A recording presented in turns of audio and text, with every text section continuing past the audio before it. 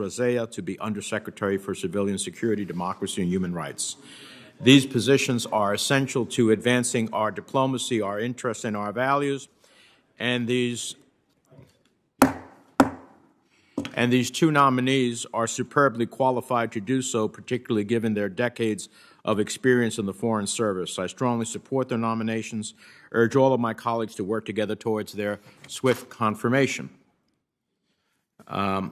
Let me turn to the legislative side of the agenda. As I've said before, I believe that China today, led by a Communist Party and propelled by Xi Jinping's hyper-nationalism, is unlike any challenge we have ever faced as a nation. China today is challenging the United States, destabilizing the international community across every dimension of power, political, diplomatic, economic, innovation, military, even cultural, and with an alternative and deeply disturbing model for global governance. So this is a challenge of unprecedented scope, scale, and urgency, and one that demands a policy and strategy that is genuinely competitive. So I am genuinely pleased that Senator Risch and I, with input from many members of the committee, have come together to create the Strategic Competition Act of 2021.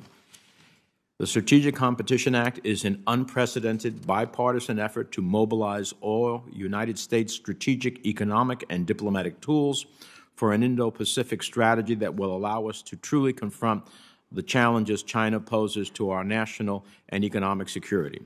This moment demands a unified strategic response that we can rebuild American leadership, invest in our ability to outcompete China, and reground diplomacy in our core values.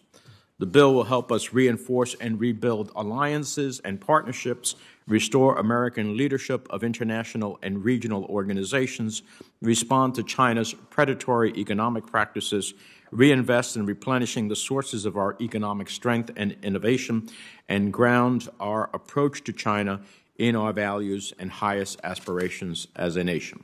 There should be little doubt that the right framework for thinking about our relationship with China is strategic competition, not because that is what we want or what we have tried to create, but because of the choices that Beijing has and is making.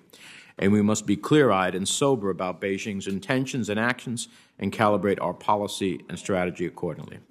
I want to reiterate my thanks to Ranking Member Risch for his excellent contributions offered in a bipartisan spirit of cooperation.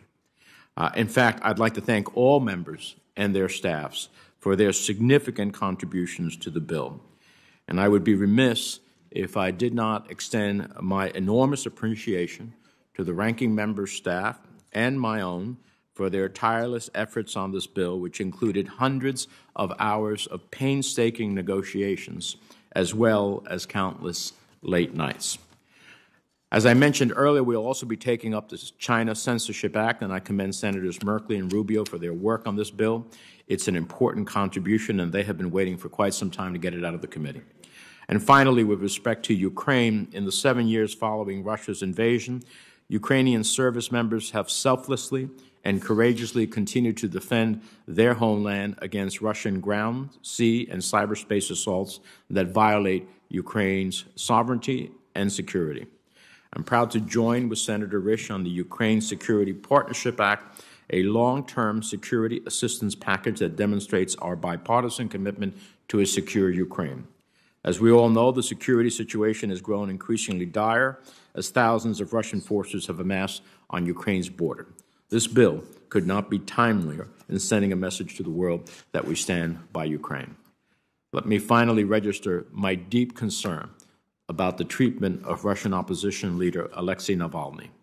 The Russian government must release Mr. Navalny immediately and allow him access to desperately needed medical care.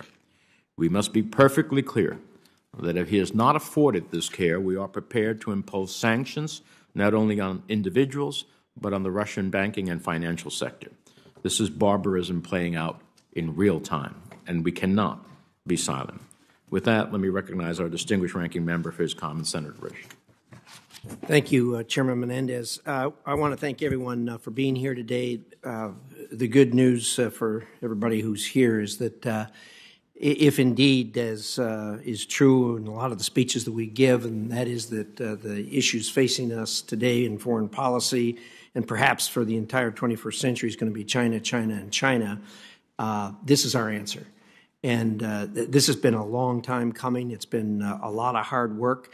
And I want to thank all of our members of this committee who were consulted actively and who participated actively, and their staffs participated actively. This has got virtually everyone's fingerprints on it, for better or for worse. As a result of that, of course, we have a piece of legislation that has things in it everybody will love and things in it that everybody aren't so red hot about, but that's the way you get legislation through. I've said from the beginning this proposal needs to be strong, actionable, and truly bipartisan, and it really does. The challenge that we're facing from China deserves no less than what we're undertaking here. I think this package that we've prepared today for markup actually meets all of those criteria. This bill, I can't overstate the significance of the bill. It has the potential to be an important step toward ensuring the U.S. is postured to compete with China for decades to come. Indeed, if we are successful here, that will be the outcome. Only history will judge that, but this really needs to be done. One of the priorities that I had, and I want to compliment Senator Menendez for working with me on this, because this is a difficult situation, but it definitely needed to be addressed, and it's going to be controversial as it gets out in the public. I had the good fortune, Vicki and I had the good fortune of traveling in China in 1983, and at that time China was very much a third world country, and as I looked around, it had nothing that we had, and I couldn't imagine things being differently. Well, fast forward these decades, and of course things have changed dramatically. Now, how did that happen? Well, China has stolen every single good idea we have and taken it back to their people to make life better for them, except they left behind the freedoms that we have, the respect for human rights that we have, and certainly our form of democracy that we have. Their autocratic form of government is very different than ours, and as a result of that, they can move things much more quickly. And as a result of that, they've gotten to where they are by stealing our ideas. Now, one of the ways they've done that is through our university system. There are 300,000 Chinese students studying in America today. 300,000. They're not here studying ancient Greek philosophy. They're not studying home economics. They're studying in all the areas that we, for decades, have built the foundations that we have for America. Now, there's nothing wrong with us sharing our good fortune with the world. Indeed, we want everyone to have the quality of life that Americans have. But unfortunately, the Chinese have infused a tremendous amount of influence into the universities. So one of the ways that we've come up with in this bill to counter that is that we are going to require that these very substantial contributions of $1 million or more be reviewed by CFIUS, just as the other kinds of expenditures, to determine whether or not these things are in the best interest of the United States. We don't allow our politicians to take money from China. Why don't we? Because we don't want them influenced with the kind of things that China is peddling. There's no reason why these important institutions that are debating and that are producing the future leaders of this country should have that kind of influence if indeed it is put there for malign purposes. So as a result of that, we've come up with this provision so that CFIUS has a look at it. Now, let's not be naive. We're going to get pushback from the colleges and universities. Everybody in this room has dealt with college presidents before, and it's their job to generate as much money as they can for the colleges and universities. But it is not right to be taking money from the Chinese Communist Party. Indeed, if money is fungible, and it is, certainly some of the money that the Chinese Communist Party amasses as a result of slave labor from the Uyghurs. And if you trace that money, where does it go? It goes into their general pot and then into whatever they spend it on. So you can make a very legitimate argument that that money is going into our colleges and universities, which should not be done. We hope the colleges and universities will look at this, buy onto our arguments that this needs to be substantially more tamped down and regulated than what it is, and if they have constructive ways of dealing with this, we certainly have no problem with dealing with that. We saw an example right here in this committee when Linda Greenfield testified. I supported her, and one of the reasons I supported her was she admitted that she had made that speech that was highly favorable towards China and did it as a result of a $1,500 contribution from a Confucius Institute that employed her to speak at that. So if you can buy that for $1,500, imagine what you can buy with millions that go into these colleges and universities. So with that, let me just conclude on that note that this bill really has the potential for drawing 75, 80 or more votes on the floor. Senator Menendez and I both started on this in the prior Congress. I'd introduced a bill. Senator Menendez introduced a bill. So this has been in the works for many, many months. The work has been difficult, but we've gotten through it. And I want to join Senator Menendez in thanking all members of the committee for being involved in this and the staffs. Particularly, I want to commend Senator Menendez's staff and my staff at working together. These were difficult things to work through, and as Senator Menendez noted, they had many late nights trying to bring this together, and they've done really an outstanding job. So with that, we've got some amendment work to do on this. I'm going to be voting against some of the amendments, even some that are submitted by members of my own party. And it's painful sometimes to vote against these because my heart's there. But on the other hand, we've made commitments as far as getting this bill to where it is, that is a balance that can really go across the floor in good fashion and have a very substantial vote behind it. And I think that's very important. So thanks to all that participated in this. It's certainly been a team effort.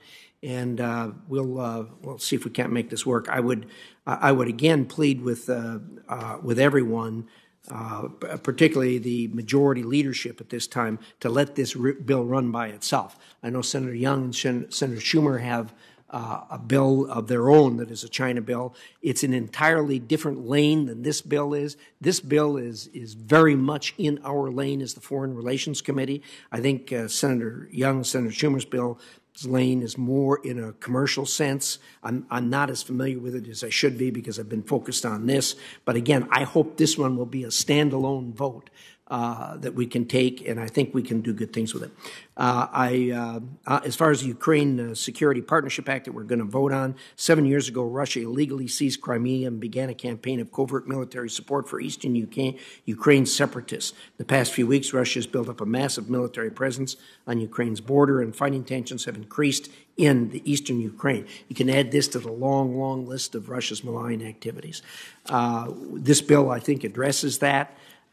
There's going to be an amendment offered today. Senator Cruz's amendment would require the president to report to Congress within 15 days whether Nord Stream 2 AG, the company building Nord Stream pipeline, and around 20 other entities are eligible for sanctions under PISA, which of course we know they are, and we want to urge them to move forward with those and get that done. With that, we've got a lot of work to do this morning. I will yield back. Thank you, Mr. Chair. Thank you very much, Mr. Ranking Member, for your comments. Let me first turn to the two nominations on the agenda. Ambassador Victoria Nuland to be the Special Representative for Nuclear Nonproliferation. No, that's not right. That's Undersecretary. Undersecretary for Political Affairs. Oh, yeah. To be Undersecretary for Political Affairs, and Ms. Uzra Zaya to also to the position of Undersecretary. Would any senator like to speak concerning these nominations? If not, I'll entertain a motion to approve both nominations by voice vote. So moved. Moved, seconded. The question is on the motion to favorably report the nominations. All in favor will say aye. Aye. All of those opposed will say no. The ayes have it, and the nominations are agreed to. I'm sorry. Absolutely. Senator Paul will be recorded as a no. The ayes have it and be favorably reported to the Senate. Without objection, we'll now consider S. 1169, the Strategic Competition Act of 2021. I'm very pleased that over the past couple of days, the ranking member and I and our staffs have painstakingly negotiated a bipartisan manager's package. This package takes the base bill of the Strategic Competition Act, which the ranking member and I circulated a few weeks ago, and it incorporates your excellent input. Dozens of Democratic and Republican amendments have now been worked into the text.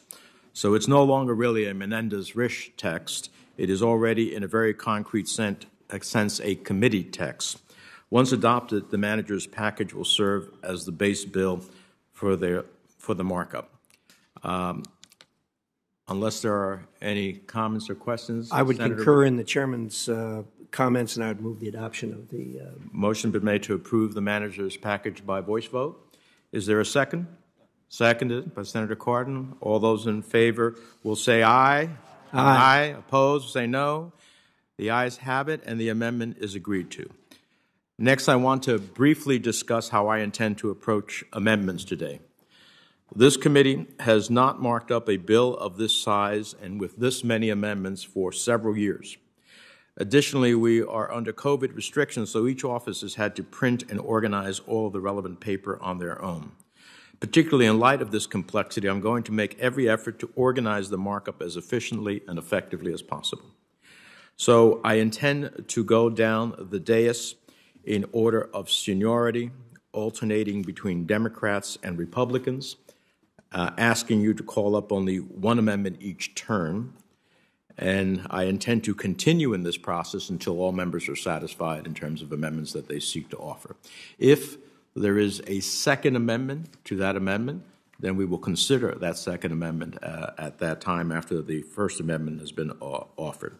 I also want to say that I have been working with the ranking member to have a bill that, number one, not only can be reported on a bipartisan basis on the floor, but that can sustain challenges to it on questions such as blue slip, which is, of course, issues of generating revenues over in the House of Representatives, and out of our jurisdiction.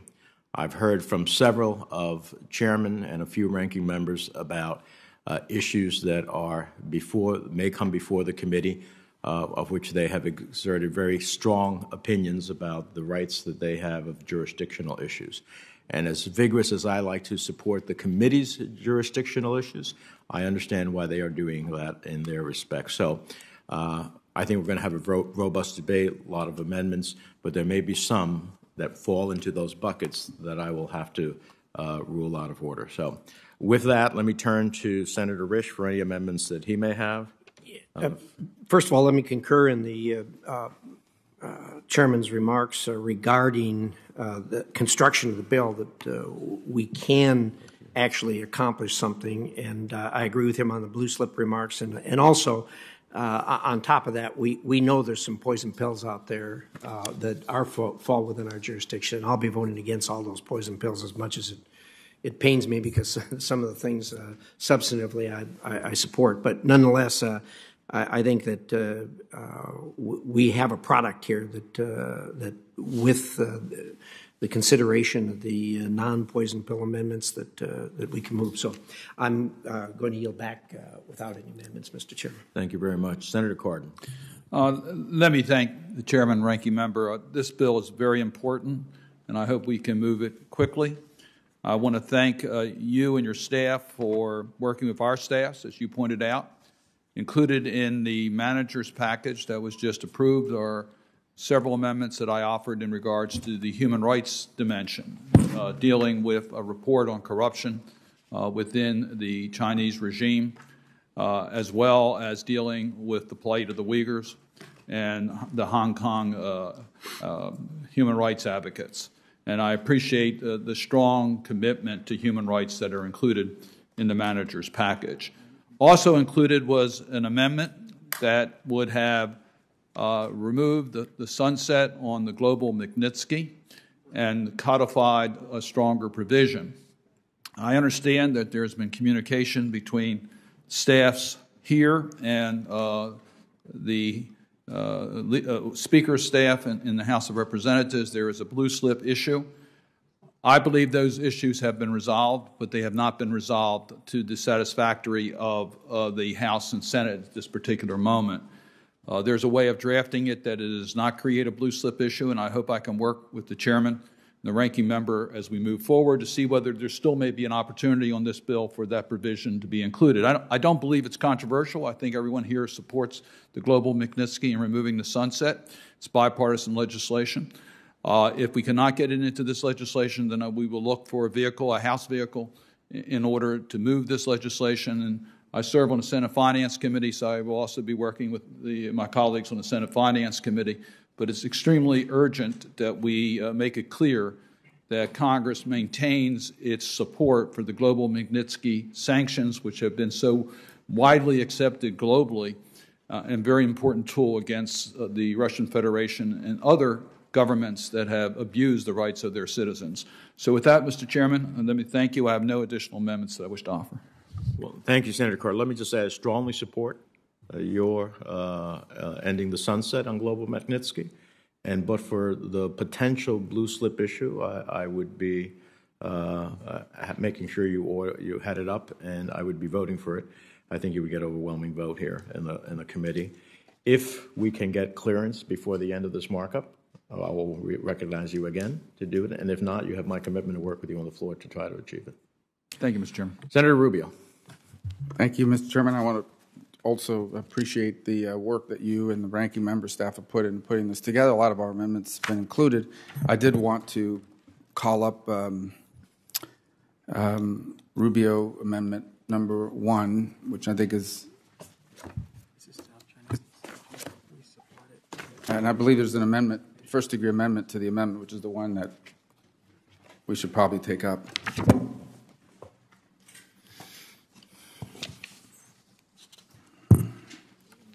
You ready? Senators recognized for 5 minutes. Thank you, and hopefully it won't take that long. One thing the bill does not do, it doesn't include any actionable measures to address Beijing's activities in the South China Sea. And it's clear that what they're doing is a flagrant violation of international law. A Hague tribunal rejected their maritime claims in what was a unanimous decision. And despite that, we now see an unprecedented amount of outpost development, military presence there. You'll recall that in September 2015, Xi Jinping stood in the Rose Garden, President Obama, and he pledged that they would not militarize the South China Sea. Well, by December of the following year, we had imagery showing that Xi had deployed military assets, including large anti-aircraft guns at each of the outposts Beijing controls in the Spratly Islands. They built runways on these islands, dozens of hangars for fighter aircraft, anti-ship cruise missiles, anti-aircraft batteries, missile defenses, and it's using these islands for its pressure campaign against Taiwan, Vietnam, the Philippines, Malaysia, and the Spratlys and Paracels, and it's even pressed into the Natuna Sea to challenge Indonesia. And they now have over 20 outposts in the Paracel Islands and 7 in the Spratly Islands. It uses a constant Coast Guard presence to control the Scarborough Shoal, which it illegally seized from the Philippines in 2012. Since 2013, they've engaged in dredging and artificial island building, creating 3,200 acres, 3,200 acres of new land. And it's also substantially augmented their presence in the Paracel Islands. Go on, but in recent weeks, we've seen them continue to use the intimidation to change the facts on the ground. It's creating a new flashpoint in the South China Sea, Beijing is, by they're massing about 220 fishing and militia vessels in a reef inside the Philippines' exclusive economic zone, and it's a traditional Filipino fishing ground. And so what this amendment would do is it would do a number of things, but I think that the key is that it would impose sanctions on Chinese persons and entities that contribute to development projects in parts of the South China Sea contested by a member country of the Association of Southeast Asian Nations or engage in actions or policies that threaten the peace or stability in disputed South China Sea areas or in an East China Sea area administered by Japan or South Korea. It would prohibit U.S. entities from investing in or ensuring projects involving sanctioned entities in either sea. It would impose prohibitions and restrictions on correspondent and payable through accounts related to sanctioned entities if the Office of the Director of National Intelligence determines that China has taken certain actions, such as declaring an air defense identification zone over the South China Sea. It goes on, a number of other items regarding government publishing prohibitions and things of this nature. But those are the key provisions. I would point out that this is a bill that I have filed, a bipartisan bill that I have filed, I believe, since 2016, and it's been referred to this committee each time. I think we've not taken action on it up to this point, but I hope that that will change today. Thank you. Thank you, Senator Rubio. Let me, and then I'll recognize members. Let me just make a comment. I share your concerns about the PRC's aggressive and expansionist approach in the South China Sea. It's clear we have to do a better job in bringing to bear all the tools at our disposal to shape, constrain, and deter Beijing's behavior. But this amendment contains provisions that would clearly create a blue slip issue and therefore allow the whole bill to fall on the floor, as well as has provisions in it that are outside of the committee's jurisdiction. So while I share your concerns and would be happy to work with you as we move forward, I will have to vote no today based upon those issues to preserve the integrity of the bill on the floor. Senator Paul. I oppose the amendment. I think defining things as contested areas without GPS coordinates could mean anything. It's overly broad. I think also this would include construction or development projects that might not be military in nature. So I think it needs to be thought through a little more before something like this is passed. So I will oppose the amendment. Any other comments? Senator Risch. Well, Mr. Chairman, I'm going to support this amendment. And first of all, the South China Sea is really important on the issue involving China. And I agree with the chairman that the House very well could raise the blue slip issue on this, just as it would in Magnitsky. But I'm really concerned that to say that we can allow House Ways and Means to preempt entirely the field of sanctions, I just don't buy onto, and I think they can raise. It can't be raised here. It's going to be raised in the House, and I think House is going to deal with this anyway. So I think we'll wind up perhaps in a conference committee knocking these out. I can't imagine that they'd want to walk away from the provisions regarding the South China Sea. So for that reason, I'm going to, and I share the same thing. My view is the same as far as Senator Cardin's are concerned. I don't want to concede this ground to the House Ways and Means Committee. Chairman? Yes, Senator Cardin. I believe I'm Senator Rubio's co-sponsor of the amendments. I strongly support it, but I'm going to support the chairman. I think Senator Risch raises a very good point. I don't want to accept what the House is saying, but I think we have to have a process to bring these issues to conclusion and not jeopardize the overall bill in doing that. I'm willing to back off on Global Magnitsky. I would hope that Senator Rubio would work with us in regards to the China Seas. I hope we can get that included in the legislation before it reaches the President's desk, but I think the orderly way to do it is not to raise an issue in the bill that we're moving forward that you like to see considered on its own. I think putting these provisions in it make it much more problematic that will eventually happen. So I'm going to support the chairman, although I strongly support what Senator Rubio is trying to do in regards to China Sea. Thank you very much. Senator Rubio. Just to address a couple points on the argument of overly broad, I mean, actually China has consistently made this argument for years about this 9-dash line. If you look at the passports they issue, it claims these territorial areas that do not belong to them. That's been adjudicated at the Hague, which is the international body that adjudicates these matters with great precision, and they lost unanimously, and they've ignored it and done whatever they wanted. On the issue of jurisdiction, obviously this is a major geopolitical issue. The tensions with the Philippines now are extraordinary, and I hope everyone's paying attention to what could happen there next with regards to a real potential military conflict, given the recent pronouncements by the president of the Philippines about what they intend to do. But this is part of an ongoing strategy to control one of the world's, if not the world's, most important shipping lane. And this bill, I filed it as a bill 4 years ago, is referred to this committee. So if it was referred to this committee, it's the only place that this could be worked. I would love for it to be voted on as a standalone bill. We've tried to do that. It hasn't happened. This is a bill regarding China and strategic competition and strategic issues. This is a major strategic issue. I'm not sure what the forum is in the Senate to address something like this if it's not the committee it's been referred to as a standalone bill. And I would hope that we recognize that in how we vote today. I understand how difficult it is to put together complex pieces of legislation and the procedural grounds that can be raised as a result. But frankly, I mean, at the end of the day, if I file a bill and the bill's referred to the Foreign Relations Committee, this is the jurisdiction. It's the only jurisdiction I have as a senator to take it up in. And that's what I hope we'll do today. Thank you. Let me, yes, Senator. If we're expecting a resolution on the blue slip issue with respect to global Magnitsky, is it possible to get a resolution on this issue before the end of this? Well, we're not going to get all blue slip issues dealt with. We have been reaching out to the Ways and Means Committee to try to verify whether there is or isn't a blue slip issue on all of these questions. We're not going to get it done by the end of this markup, so that's clear. The question is, listen, I share Senator Rubio's concerns, but if we're going to start picking over which blue slip issue we're going to preserve and which one we're not, then we're going to have a risk on the floor. The question becomes, I would like to have a product after all this hard work that withstands the test of leaders on either side of the aisle choosing blue slip as a reason not to proceed with the vehicle.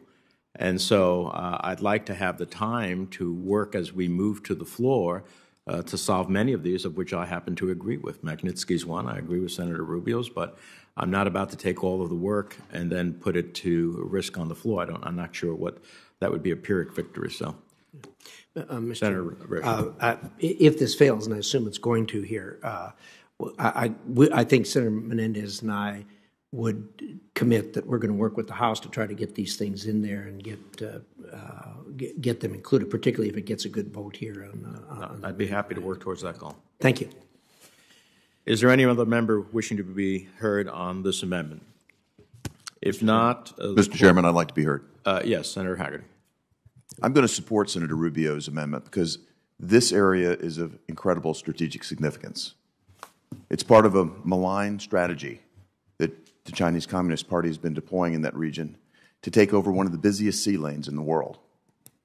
It's a vital flow of commerce for our allies in the region, and we need to stand strong right now rather than lose ground. Thank you, sir. Anyone else? Senator Cruz. Mr. Chairman, I also support Senator Rubio's amendment. I'm a co-sponsor of it. I think this is an important amendment, and I appreciate the chairman's commitment to work with the ranking member and to work with the Ways and Means Committee to get the blue slip issue resolved, because I think this would be a meaningful improvement in the underlying bill. Anyone else? If not, the question is on Rubio Amendment 1. All those in favor will say aye. Aye. All those opposed will say no. No. The noes have it, and the amendment is not agreed to. Senator Shaheen. Well, thank you, Mr. Chairman, and thank you to you and Senator Risch and everyone on this committee who has worked so hard on this legislation. We need a strategy, a whole-of-government strategy to combat what China is doing, and we have not had one to the extent we need to. This bill is part of that effort to address it in a meaningful way across a variety of aspects of our government. And I appreciate your including two of my amendments in the manager's package. This third amendment, which is Shaheen Amendment number 2, is really based on legislation that was passed out of this committee in 2012 and 2013 by unanimous consent. That was sponsored initially, I was a co-sponsor, but Senator Durbin and Senator Bozeman. And the original bill was called Increasing American Jobs Through Greater Exports to Africa Act.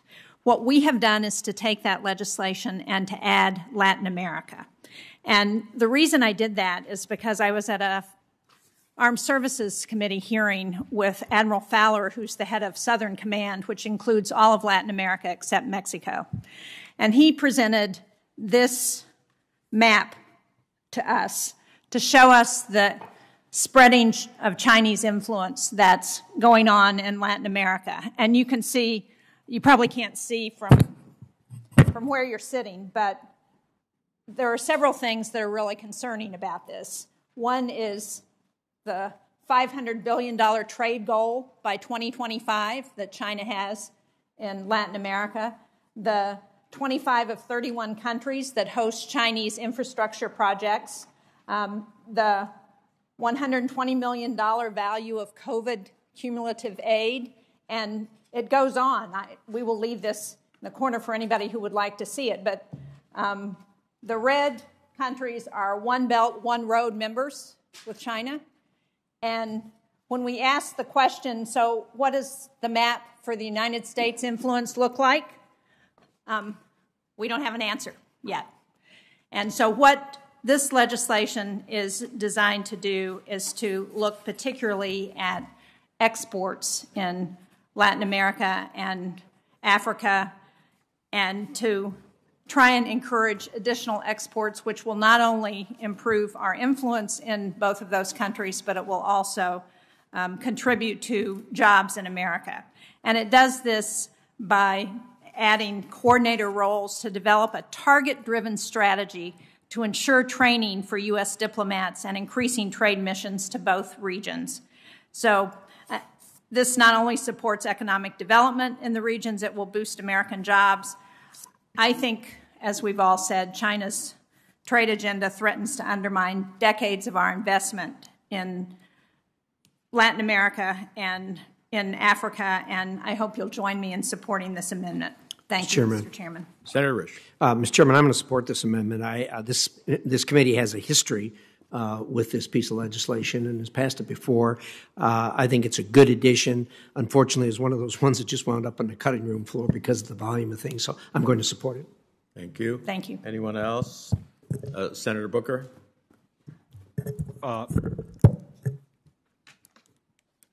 Thank you, Mr. Chairman. I am a co-sponsor of this, and I support it, and I really see the urgency for it. We know that despite the strong demand for American products and services, China really, and others, really have been building the markets, as we see from that chart, as well as on the African continent, and the U.S. is decidedly being left behind. From 2008 to 2019, China alone provided more than $462 billion in loans to the developing world, and in 2009, China surpassed the United States as the leading trade partner of African countries. The Export-Import Bank of the United States reports China's Export Finance Authority is larger than all the other export credit agencies in the G7 countries combined, making China the world's largest official creditor with a portfolio more than twice the size of the World Bank and International Monetary Fund combined. China's aggressive investment in Africa and abroad puts American businesses and workers at a severe disadvantage, as key markets are instead filled by foreign companies using low-interest government loans. African consumers lose access to high-quality American products, and American workers lose import-export markets.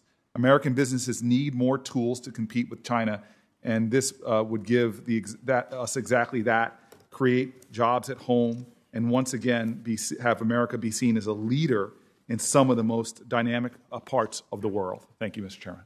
Senator Paul. I'll oppose the amendment. The deficit last year was over $4 trillion for the United States. This year it'll be over $3 trillion. It makes no sense to borrow money from China, to send it to countries to combat the effect of China. So this is fiscally unsound, adds to our deficit, and is not a good idea. Senator Young. I will be supporting the amendment. I'd like to be added as a co-sponsor. Investment Without objection. Per se by the Chinese Communist Party is not a bad thing, especially in our hemisphere. But their investments are transparent and not transparent, and they're transactional. They are oftentimes used to put countries into debt traps. They're also used to gain votes in international forums. They use their leverage to extract natural resources in our hemisphere.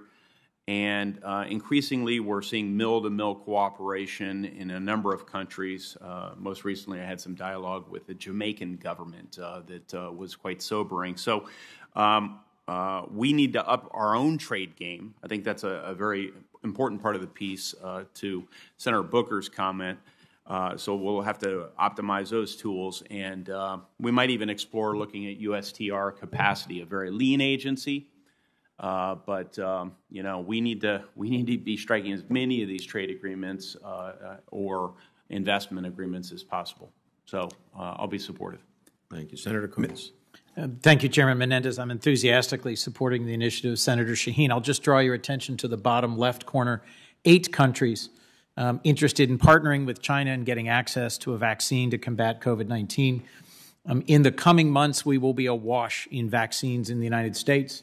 And I just would urge that we work together with the administration to find a way, once we have vaccinated the American population, to make available robustly our surplus of vaccines. I have heard from several African heads of state who I got to know in my years as the subcommittee chair, desperate for a path towards getting the more reliable, more effective American-developed vaccines. This is critical in South America, in the Caribbean, in Africa, in Oceania. There are many places in the world where the absence of our availability of our developed vaccines is something that we could work together to accelerate and would push back on some of the vaccine diplomacy by China. Thank you. Anyone else seeking Mr. Chairman, Senator Romney. I support this amendment also. This is as good a place as any to make a comment about the overall legislation, which I support and applaud. At the same time, I would note that I don't believe anyone would think that this legislation is going to change China's march towards global hegemony of autocracy and repression. We don't have, as a nation, a comprehensive, effective strategy to change China's course and to assure America's leadership in the world going forward over the long haul. And while I very much support this legislation as a positive step, I would suggest that we have a lot more work to do, and the administration in particular, given the fact that foreign policy is typically carried out at the executive branch level, has a responsibility to actually help develop a highly effective strategy which the world will look at and recognize in reality we have developed an approach to change the trajectory that China's on and that we're on. Thank you, Mr. Chairman. Very much appreciate the Senator's remarks. Agree with him. I hope this can be the beginning of setting some direction and continuing to build upon it. Is there any other member seeking recognition? Senator Portman. Chairman, I'm happy to support Senator Shaheen's amendment. We spoke about it yesterday on the floor, and it's interesting. We have free trade agreements with Central American countries, of course, Colombia, Peru, Chile. So we have an advantage, actually, and this enables us to take advantage of those trade agreements in a more specific way. And it is true that this is our hemisphere, as some would say, our zone of influence. And it is troubling when you see the investments and the sometimes coercive activity that goes along with those investments and high-interest loans and so on. So I think this is a step in the right direction, and I look forward to working with Senator Shaheen going forward on this. Thank you. Any other member seeking recognition? If Mr. not, Chairman. I'm sorry, Senator Haggerty. First, I'd like to say I agree wholeheartedly with Senator Romney's comments. This is the beginning of something that we have to spend a lot more time working on. But in this respect, for this amendment, for Senator Shaheen's amendment, I support it wholeheartedly as well. China is weaponizing trade. It's weaponizing its vaccine diplomacy, and we need to take every step we possibly can to step up our game to resist it. So thank you for making this amendment, Senator Shaheen. Thank you, Mr. Chairman. Thank you. There's no other member seeking recognition. The vote is on the Shaheen Amendment number 2. All those in favor will say aye. Aye. Aye. All those opposed will say no. The ayes have it, and the amendment is agreed to. Senator Johnson. Thank you, Mr. Chairman. I want to thank you and the ranking member for including my amendment on the Open Technology Fund, helping to ensure that funds from that will actually be used to circumvent the firewall that the Communist Party of China puts in place so that Chinese people do not understand what's happening in the world, the censorship. I think it's incredibly troubling, so I appreciate you including that amendment. I have another amendment that I will not ask for a vote on. Apparently there's some issues of jurisdiction, but I think I have both your commitment to work with me to try and get that on the floor. It relates to Taiwan. My amendments were really designed to put pressure on the Communist Party of China to hopefully modify their behavior. I don't think there's a better way of putting pressure on them is to support Taiwan. I think it's very difficult to do it. it's important to do it, but to do it the right way. And I know there's some other amendments regarding Taiwan on the markup today. This would elevate them to a Tier 1 list on the strategic trade authorization, allowing them to obtain different types of products without a license, put them on par with other friends and allies. So, again, I just appreciate your commitment to work with me in the future, but I think it's incredibly important that we here in the United States Senate show strong support for Taiwan as China ramps up its pressure on that nation.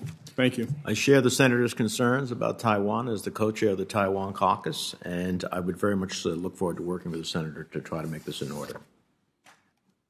With that, Senator Coons. Thank you, Mr. Chairman. Chairman Menendez, Ranking Member Risch, I just wanted to take a moment and congratulate you and your staff for very hard work. For the newer members of this committee, this is what legislating looks like, and it's very difficult. It's been very rare in the last couple of years, and I am so grateful to both of you for this moment, one of the more encouraging markups I've been a part of in many years on this committee. I have two amendments that I would love to have considered today, but for the same reasons other senators have just recognized, I will not be calling them up. One has to do with designating residents of Xinjiang as priority 2 refugees, which would cause jurisdictional challenges. The other has to do with international standard-setting bodies, and I'll just briefly speak to this. China missed 4G. They are not missing 5G, and they absolutely intend to dominate 6G. There are a number of cutting-edge technologies where the Chinese are exceptionally aggressive on IP rights issues in global standard-setting bodies. You did include in the base text a number of provisions that my very capable and talented staff, led by Tom Mancinelli, helped work with you on. One was about U.S. and allied contributions to standard-setting bodies, which I appreciate. Another encourages USTR to work with our allies on digital trade agreements, and another calling for a thorough and credible investigation of forced labor and re-education in Xinjiang. Let me just say that to the points made about the need for a more comprehensive strategy, the best thing we can do is to start by investing in ourselves, demonstrating our democracy and our legislature can work, and investing in ways that will make us more competitive. Mr. Chairman, I'd be grateful to be added as a co-sponsor of this bill. And one concluding comment, if I might, I'm an appropriator. There are 7 of us here today who are on the SFOP's Appropriations Subcommittee. There are aspirational funding levels for programs being authorized in this bill, which I enthusiastically will support on the floor. But I hope everyone recognizes that the constraints in our current allocations on state and USAID funding will force very difficult decisions about funding. So I look forward to working in close consultation with you as well as with my ranking member, Senator Graham, as we move towards trying to fund the impressive, ambitious, even aspirational provisions that will be in this. And to, of course, work with the administration on how to move forward. Thank you again for what I think is going to be a great markup and a great process forward. Thank you, Senator Coons. Without objection, you will be added as a co-sponsor. I appreciate your forbearance of your amendments, which I agree with, but it's just a question of, again, preserving the sanctity of the bill as best we can on the floor. So we look forward to working with you, and we appreciate your leadership as the chair on the SOP, and look forward to working with you to make as robust as possible our abilities, not only on this, but on other things as well for the State Department. With that, let me recognize Senator Romney. Thank you, Mr. Chairman. I very much appreciate the numerous amendments which I offered as having been included in the manager's package. I bring the committee's attention to one in particular, and that is with regards to the upcoming Beijing Olympics. Senator Kaine and I work together to make sure that we point out that it's disgusting that the IOC has provided Beijing a platform to host the world, and to have a nation which is committing genocide against the people is at the same time hosting Olympic Games is something which is jarring and outrageous. And as a result, the amendment calls for a diplomatic boycott, such that we will not be sending any diplomats to participate in the Olympic experience there. I would note for my colleagues that I think it's important at the same time that we not express our outrage by telling our athletes that they can't compete there. and that we allow, this is not part of the amendment, but that we allow our athletes to compete there.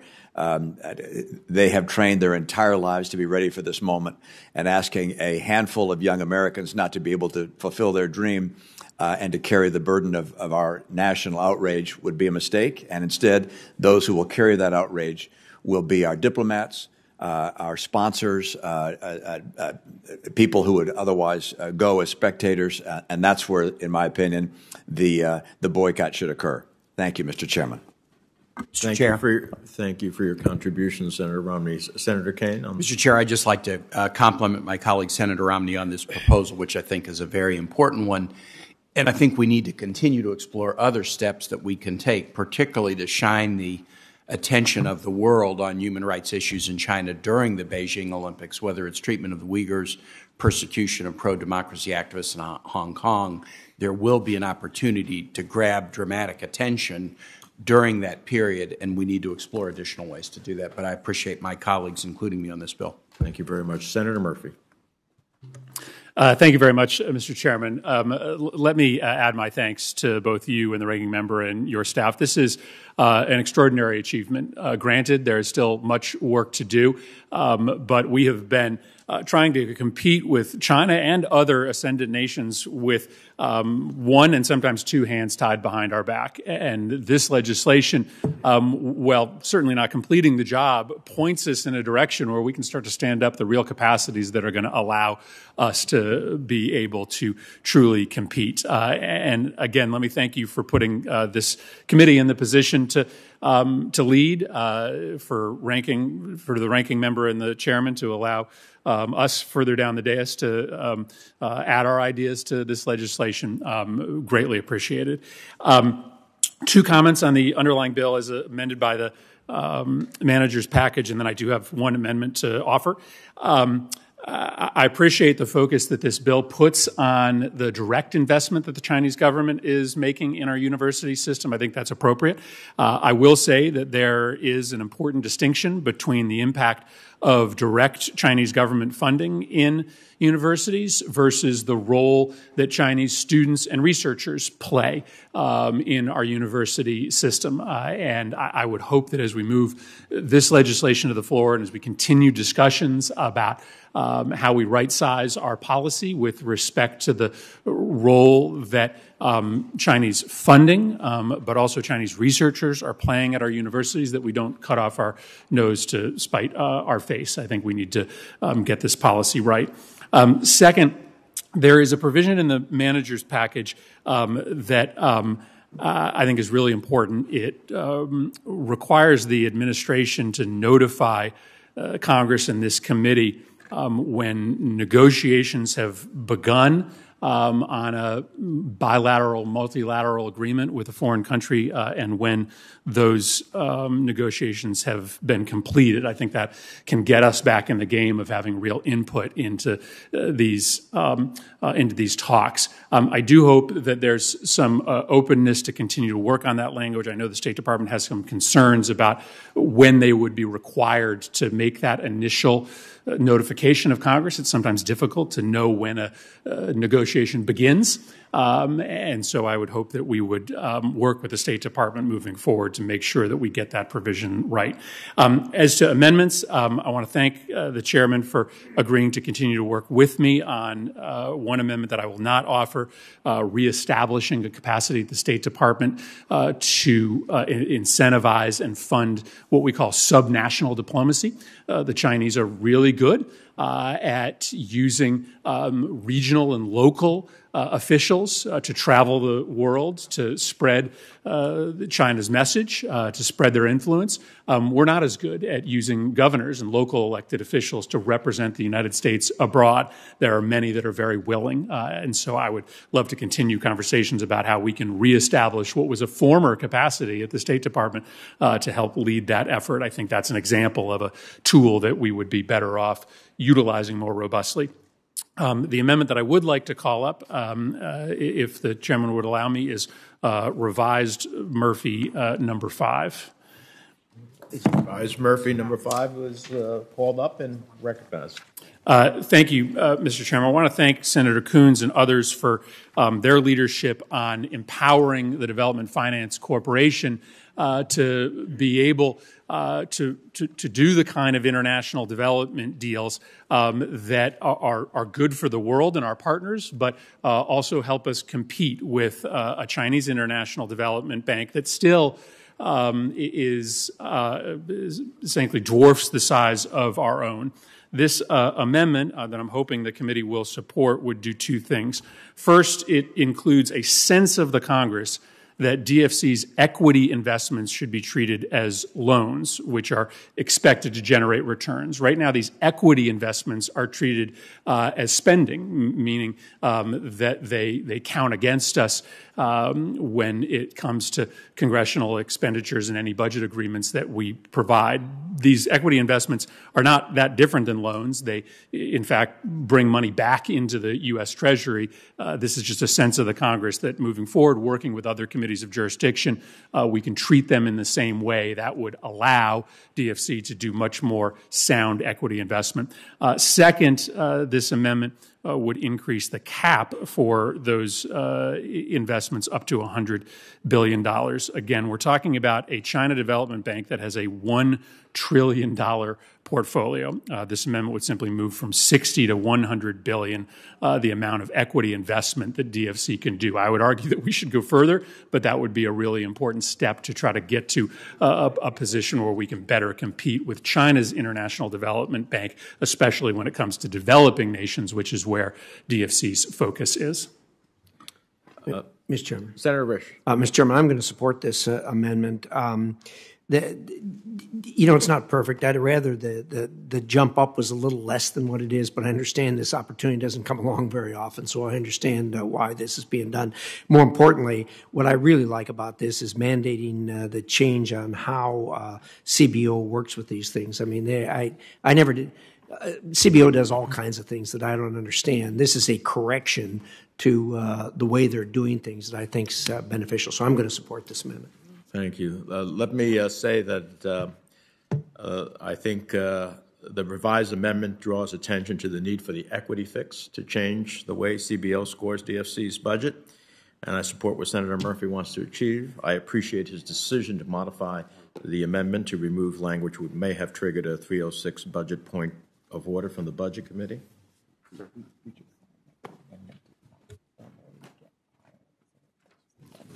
Okay.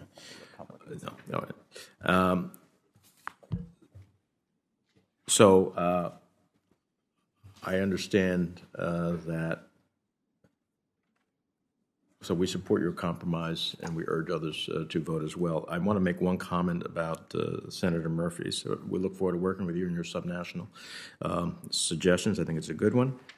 I do want to say one thing about the transparency provisions included in the manager's package. You know, I have a strong belief in a separate co-equal branch of government. I have had that under Democratic and Republican administrations. If we're not informed, we can't ultimately make informed decisions. We stand ready and willing, as we have offered. I'm very supportive of this President and the State Department and the Secretary, and we have offered the opportunity to revise it in such a way that meets our goal of getting information and notification in a timely manner and not being overly burdensome. And so we'll continue to work with them in that spirit. Is there any other comments about this amendment? Senator Coons. Thank you, Mr. Chairman. Thank you, Senator Murphy. I enthusiastically support your amendment. As initially drafted, the BUILD Act had a $100 billion authorization. It was Chairman Corker who at the last minute decided to bring it back down, and after it was enacted and seeing what good the DFC has done, and he, like Senator Risch, was like, you know, we should have put it up higher. So I think this is an overdue and welcome correction. And the equity treatment, I have tried so far unsuccessfully with OMB and CBO, and I look forward to working with you in coordination with the Budget Committee, OMB and CBO to address this equity scoring issue, which is critical if the DFC is actually going to achieve its impact. Thank you for offering this amendment. Any other members seeking recognition of this amendment? If not, The vote is on the revised Murphy Amendment 5. All those in favor will say aye. Aye. All those opposed will say no. No. The ayes have it, and the amendment is agreed to.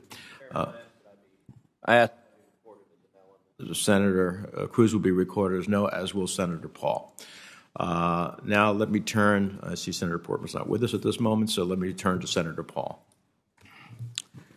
This bill has been devised as a way to counter China by spending government funds through the National Science Foundation, about $10 billion a year.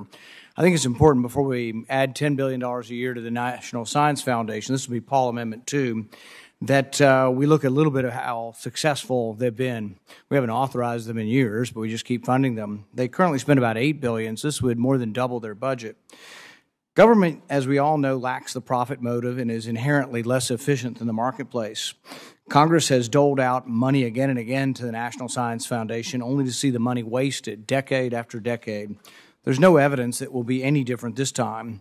In 1975, the conservative Democrat William Proxmire criticized the NSF for spending $84,000 to try to find out why people fall in love. Now, 45 years later, the NSF is still spending money, $585,000 to be exact, to find out how people fall in love, studying online dating habits. The late Senator Coburn similarly criticized the NSF for wasting money. I'm sure we've all heard of the infamous shrimp on a treadmill, the nearly $700,000 project to run a shrimp on an underwater treadmill. That's not all. $700,000 in money that was to be spent on autism research was subgranted to study whether Neil Armstrong, when he stepped on the moon, said, "One small step for man," or "one small step for a man." That was $700,000 worth of autism research. This is the group you're wanting to give the money to. In the end, they listened to the tape over and over, the crackly tape from the moon, and they couldn't decide. So what does that have to do with China? Well, some in Congress want to pour tens of billions more into this very agency, the National Science Foundation, putting it not only in charge of science, but technology research as well. How well will the money be spent? Let's look at what they did with the money they already have. $1.5 million to study how to improve how tomatoes taste. Researchers determined that adding sugar would help. What about $188,000 to study why Americans won't use the metric system? $30,000 to study gambling habits in Uganda, and $500,000 to study if you take a selfie of yourself while smiling and look at it later in the day, whether that will make you happy. Unless studying selfies is somehow a deterrent to China, what Congress is doing with this new effort is supercharging the next generation of government waste. If you're unwilling to fix the waste that currently exists in the National Science Foundation, there's no expectation they're going to do better this time. Increasing dollar amounts and expanding mandates is not the answer. We need government accountability to unleash private investment and to get Congress out of these funding decisions. Otherwise, we'll just keep borrowing money from China, hoping that the debt to them will stop their rising influence. Hardly a recipe for success. My amendment would attempt to pay for the $10 billion a year by looking at foreign aid. We spend about $30 billion in foreign aid. Mine would cut $10 billion a year with an exemption for Israel, and this would be a way that if you really do believe this is the way to combat China, that it actually would be a bill that is paid for. This is in recognition that our deficit last year was $4 trillion. This year will be over $3 trillion.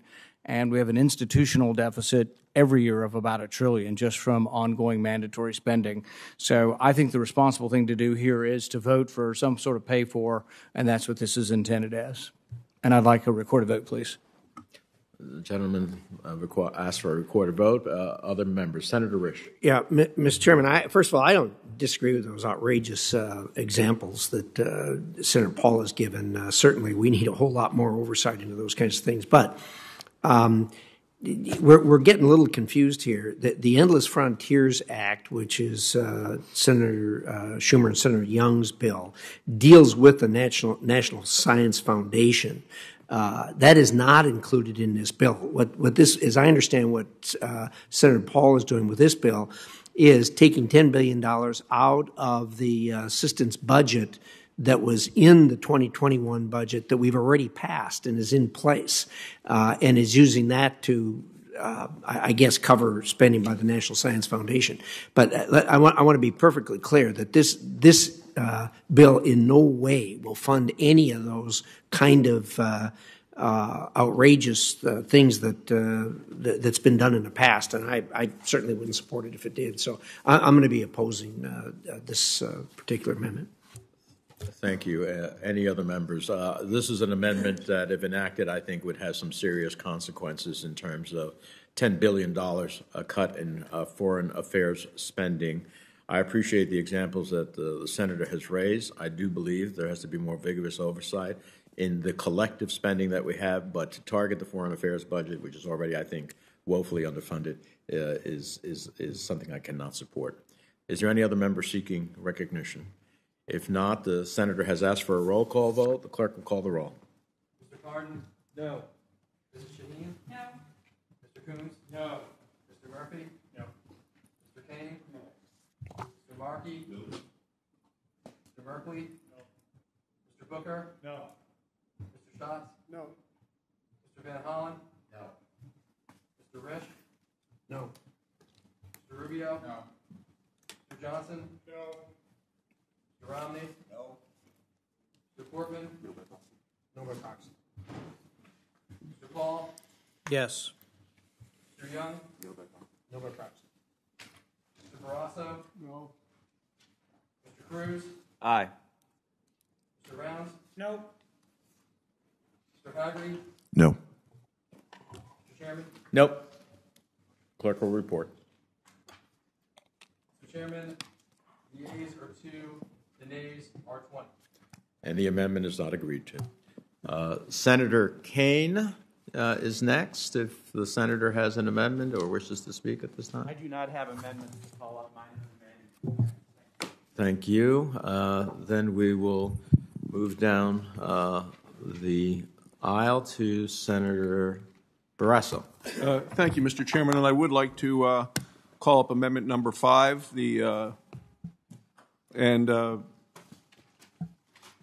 like to describe the amendment. The amendment is called up, and the senator is recognized for 5 minutes. Thank you, Mr. Chairman.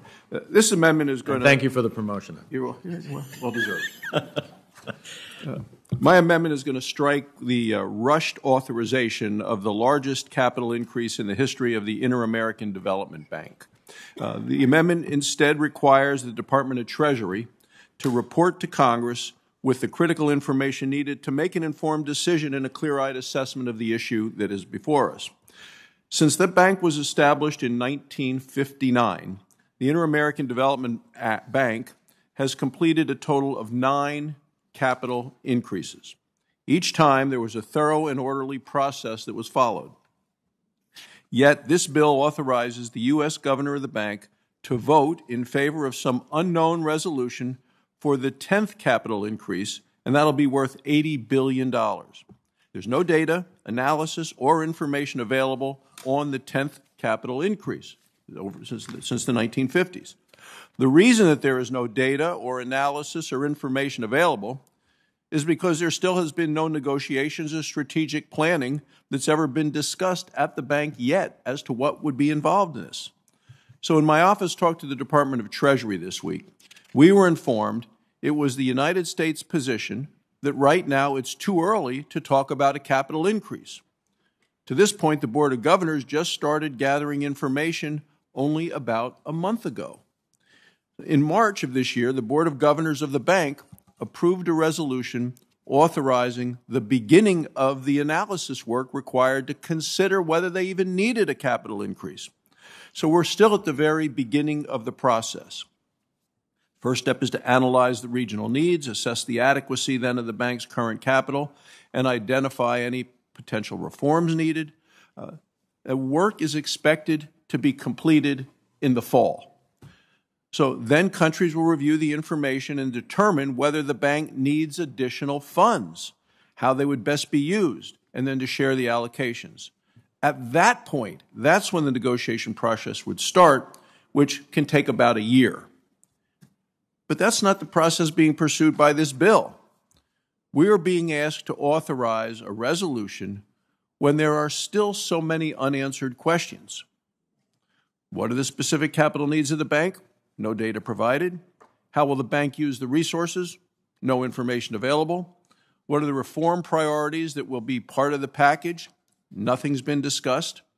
How will the U.S. contributions be leveraged to get other donors to increase their support? No plans are provided. How will shares be distributed and allocated to which nations? No answers available. What role does the U.S. want the bank to play in the region in comparison to USAID, in comparison to the Development Finance Corporation, in comparison to the World Bank, in comparison to the International Monetary Fund? Absolutely no strategy is created or outlined. The U.S. Congress has never, ever authorized or appropriated a capital increase before the formal completion of a full review and negotiation by the bank. So I don't think this is good governance. It's not proper oversight. I understand there's an interest to respond to China's lending in Latin America. Understand it completely. We have seen terrible impact of China's predatory lending.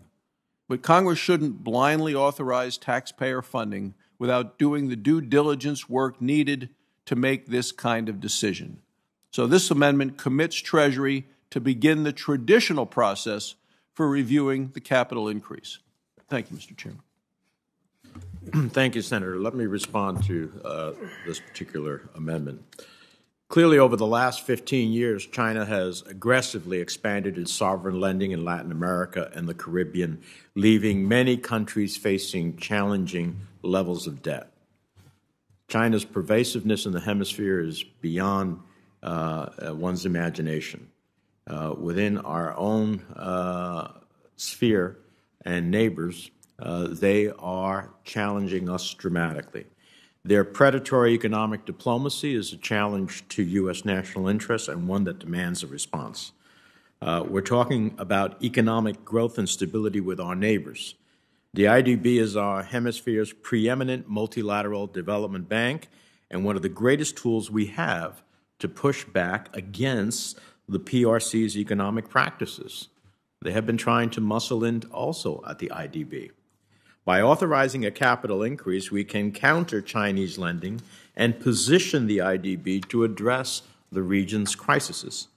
As Latin America and the Caribbean suffered the highest levels of COVID-19 cases and related deaths in the world, the GDP contracted by 7.4% and 44 million Latin Americans and Caribbeans fell into poverty.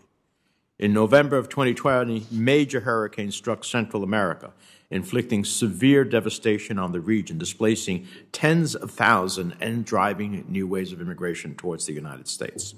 By authorizing a 10th general capital increase, we can position the IDB to support countries facing challenges from Chinese debt, help the region rebuild after the COVID crisis, and support countries suffering from natural disasters. We have a 30% stake in the IDB. It's time for us to lead. In March, the Biden administration joined IDB governors and voted for a capital review, the first step towards such an increase. This provision provides the president with all the flexibility he needs to negotiate and ensures that he has the authorization he needs for the 10th capital increase. That review is already underway. I don't believe we need a report to be proposed, as this amendment does, when we have the ability to be briefed by the administration, hear from the IDB directly, and ultimately have further review by the Appropriations Committee. This language was shared with the administration, and they expressed no objection nor requested any edits. So for those reasons, I'll be opposing the senator's amendment. Is there any other member seeking recognition? Mr. Chairman, I'm likewise going to oppose this. I generally support Senator Barrasso's philosophy, and I'm generally there. But this is something that really deserves our attention. Look, the IDB has not had an increase since March of 2010. This is the first increase in 10 years.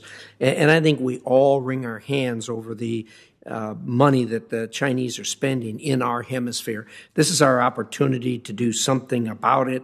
This increase in IDB's resources shows that we are prepared to act and are acting to counter the Chinese efforts to secure a foothold in this hemisphere. So for that reason, and reasons I think articulated by the chairman about what's happening in our own hemisphere, I'm going to oppose this amendment. Any other senators seeking recognition? Senator Rubio. Thank you, Mr. Chairman. Actually, this is an important amendment because I think it touches on the broader topic everyone's been talking about today. This whole issue of China is really going to challenge us to rethink orthodoxy in a number of fronts, and in the issue of investment in particular. Let me first begin by saying there really is no such thing as a Chinese corporation. I think at least as far as it being an equivalent to an American corporation. Every single one of these are national champions allowed to succeed by a repressive regime that also subsidizes them, that sends them abroad to undercut the competition in order to dominate market share. There's also no such thing as Chinese foreign aid, at least from the Chinese Communist Party. They don't come in and help a country because they want the country to be more stable and become a democracy or even an ally. They use it as leverage. They use it as an opportunity to send their workers to these countries, as you've seen in these projects, but they also use it as an opportunity to create leverage, diplomatic leverage. They use lending as a way to force you to vote with them in international forums. They take commodities, natural resources, port and rights, and all sorts of things as leverage and as collateral in order to be repaid. And we've left these countries incredibly vulnerable. I guess my point being is I believe in the free market as much as anyone in this place. But when it comes to China, we're not competing in a free market competition. This is mercantilism. This is a state-sponsored, state-directed effort to use money to gain geopolitical advantage, including in our own hemisphere. It's one of the reasons why I thought it was very important that for the first time ever in 2020, an American was elected as the IDB's president. And elected, by the way, on a platform of transparency. Where's the money going? How's it being invested? And calibrating China. And I think it represents a unique opportunity to strengthen our footprint in the hemisphere in which we live and have to operate. And it's a winner all the way around because this is what allows us to get into the game of creating opportunities to basic front-end investment to leverage the private sector to become more involved. We have left countries all over the planet vulnerable to this, but we have particularly done so in the Western Hemisphere almost without exception. Every leader of a country in the Western Hemisphere would prefer to do trade, commerce, and investment with the United States. But it's not happening. It's not forthcoming. And as a result, they are forced to turn to these mechanisms that the Chinese Communist Party is putting out there. And I just fear that we're going to come back in 10 or 15 years and realize that we have been encircled through a combination of things. My last point is look at what's happened with Panama. The Panama Canal today, the Chinese control major operations in the ports there. In fact, on both sides of the port, heading east and west. They're not there out of charity. They're probably not even making money on it. It is because it provides them the opportunity in the future to have at least rotational naval visits, but also an opportunity to create havoc as a choke point in case of a conflict. And that's just one small-scale example among many. You know, they were on the verge of acquiring fishing rights just off the coast of Florida and the Bahamas. We saw recently what happened with Paraguay's inability to acquire vaccines and how it almost, I believe, was going to change its diplomatic recognition of Taiwan. So we could go on and on for hours. I understand the intent behind this, and I think generally we're all in favor of not doing things that spend money in ways that shouldn't be spent. But I think we should be very careful about sending out signals or doing anything that harms our ability to rethink how we approach this very unique challenge that's historic in scope and is going to define the 21st century. Any other members? Senator Barrasso. Thank you very much. Just briefly, I think we can rethink how we look at things, as the senators have talked about, but we shouldn't rethink oversight. And I agree with what you said a little earlier during the discussion of Senator Paul's amendment, Mr. Chairman, when you agreed that more vigorous oversight of collective spending continues to be necessary. I agree with everyone who wants to do everything we can to provide alternatives to Chinese lending. But, you know, even in this bill, a provision to counter China through international financial institutions only allows for low-carbon projects. You take a look at the Belt and Road Initiative. It's all about coal-fired power plants. That's what they're doing around the world with their predatory lending by China. Currently, China is providing 7 of 10 global coal production plants right now that they've either permitted or are under construction. So for countries that want low-cost electricity, we're already writing them off because of what's in this with our efforts to allow only low-carbon projects. So, you know, I think that is pushing countries into predatory lending with China rather than coming to look for us for help in their energy needs as well. So I would like a recorded vote, Mr. Chairman. Thank you. Seeing no other member seeking recognition, the senator asks for a recorded vote. The clerk will call the roll. Mr. Cardin? No. Mrs. Shaheen? No. Mr. Coons? No. Mr. Murphy? No. Mr. Kane? Mr. Markey? I want to keep going for a while at least. Okay. No. No. Mr. Von Hollen? No. Mr. Risch? No. Mr. Rubio? No. Mr. Johnson? Aye. Mr. Romney? No. Mr. Portman? Aye by proxy. Mr. Paul? Yes. Mr. Young? Aye by proxy. Mr. Barrasso? Aye. Mr. Cruz? Aye. Mr. Rounds? Aye. Mr. Haggerty? Mr. Chairman? No. Mr. Chairman, the yeas are 7, the nays are 15. And the amendment fails. Mr. Chairman, I also would ask that I could please be recorded as a no on the Murphy amendment that was previously voted upon. Senator will record it as such. Let me turn to Senator Markey. Thank you, Mr. Chairman, very much. Thank you for this hearing. Thank you to your staff, Senator Risch, for your incredible leadership on this issue. We're clearly at a defining moment, and China has a plan. They're executing their plan. The United States will win, but you need a plan to win. Can't win without a plan, and you have to understand the plan as well. You have to be able to explain the plan to the American people. The Chinese people actually understand the plan that their country has. This is pretty simple. Our country has to do the same thing now. We have to lay out what we're going to do to deal with these multiple threats from the Chinese. And we're not going to win by being like the Chinese. We're going to win by being more like ourselves, by being a better form of ourselves. And we express our own values, our own American culture in a way that expresses the best values of our country. That's our moment. That's what this committee begins here today to express. And there are other places in this Congress that the same thing is happening, but there's a lot more work to do to be more like ourselves.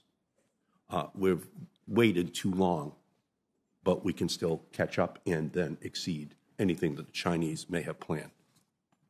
Back a few years ago, Senator Gardner and I joined forces to adopt a strategy for U.S. engagement in the most consequential region, and that was something called the Asia Reassurance Initiative, signed into law in 2018, dedicating $7.5 billion over 5 years to cement the United States status as a Pacific power in the 21st century. And it does that by helping our partners in the region defend a free and open Indo-Pacific and defend human rights that are increasingly under assault. Towards that end, I'm pleased that the Strategic Competition Act, through the Manager's Amendment, authorizes the Asia Reassurance Initiative Act for an additional 3 years and adds $500 million more per year in resources so that we can help to meet those challenges by giving all of our federal agencies the tools they need, the additional tools they need to be able to play in these countries in the Indo-Pacific region. I also want to thank you, Mr. Chairman, for everything that you did to help Senator Rubio and I with the Taiwan Fellowship Act, which is in additional funding for Radio Free Asia, and for the language which is included to deal with the fentanyl issue. I thank you for that. We know that China is still a major source of the flow of fentanyl precursors into our country, and this will work to establish Drug Enforcement Agency offices in two of China's biggest exporting cities. We're losing hundreds of thousands of Americans to fentanyl, hundreds of thousands over the course of a decade, and it's important for us to focus upon that issue as well. And the amendment which I'm calling up right now is marking number 3, calling on the State and Defense Department to jointly develop a climate resilient strategy for the Indo-Pacific. We know that our own Defense Department says that climate change is a threat multiplier. A continued shift in weather patterns and rising sea levels will lead to growing food insecurity and larger storms, increasing the humanitarian response burden for our armed services, for our allies, and for our partners. This amendment would take a step to acknowledge that climate security is inextricably linked to our national security by reaffirming our commitment to working with our partners and allies in the Indo-Pacific on climate resiliency and adaptation efforts. And the amendment also calls on the United States government to develop an interagency climate resiliency strategy for the Indo-Pacific so that we can ensure that our own military bases, our troops, our partners, our allies are prepared to deal with climate-related challenges in the years ahead. We see it already in Virginia. Senator Kaine is an expert what's happening in Virginia, but it's happening all around the world. Who tells us we should do this? Our admirals and our generals. They're telling us what is happening to them. They're telling us it's a threat multiplier. I urge support for my amendment. Thank you very much. Let me just say that I appreciate your leadership in this regard. You and Senator Rubio on the subcommittee have done some excellent work together. Much of it, as you've noted, is in the underlying legislation already. Markey 3 simply adds additional findings on the very real and present vulnerabilities that Indo-Pacific nations face from changes in the global climate. It bolsters the sense of Congress that's already in the bill on U.S. commitments to our partners and allies. And I urge my colleagues to vote yes on the Markey Amendment. Senator Risch. Well, I'm going to be opposing this. Again, the climate provisions are certainly covered in the bill, and they were negotiated back and forth. I think we got the right balance already in the bill. But in any event, I'm going to vote no on it. Thank you. Any other members seeking recognition? If not, the vote is on Markey Amendment 3. All those in favor will say aye. Aye. Aye. All those opposed will say no. No. The ayes have it, and the amendment is agreed to. With that, I recognize Senator Cruz. Thank you, Mr. Chairman, and I want to thank both the chairman and ranking member for your hard work pulling this bill together and for the cooperative manner in which it has gone forward. There are a number of very good provisions that are included in this bill. A number of different pieces of legislation I've introduced that have been incorporated. The underlying bill includes language from the SHAME Act, which I had introduced, which imposes sanctions on Chinese officials for rape, for forced abortions, for forced sterilization. In addition to that, there were 4 of my amendments in the manager's package that this committee just adopted. The Taiwan SOS bill, letting Taiwan display their symbols of sovereignty. That is an important reaffirmation of our strong support for Taiwan. In addition to that, the Secure IP Act, which provides for a list of the corporate officers of companies stealing U.S. intellectual properties. In addition to that, an explicit finding, a genocide finding, that explicitly acknowledges the genocide targeted at the Uyghurs, and finally an amendment that requires a report on the effect that potentially re-entering the JCPOA would have on Iran-China cooperation. I think all of those were significant positive improvements, and I want to thank the chairman and ranking member for working with me and my staff to include them. I don't have an additional amendment at this point to call up. I thank the senator for his work and which has been incorporated, and thank him for allowing us to proceed. Senator Merkley. Thank you very much, Mr. Chairman, and thank you to you and to Senator Risch for working to incorporate so many amendments that I and colleagues have produced, including 9 of my amendments, 3 of which address Taiwan, which I think is very important in our efforts to support democracy around the world.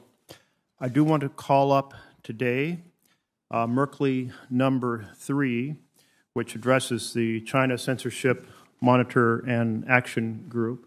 And if this gets into the main bill, Mr. Chairman, it would be my inclination to drop the markup on the standalone bill. But I think this is the right content to be included in the broader bill, since that is the place where will likely go to the floor.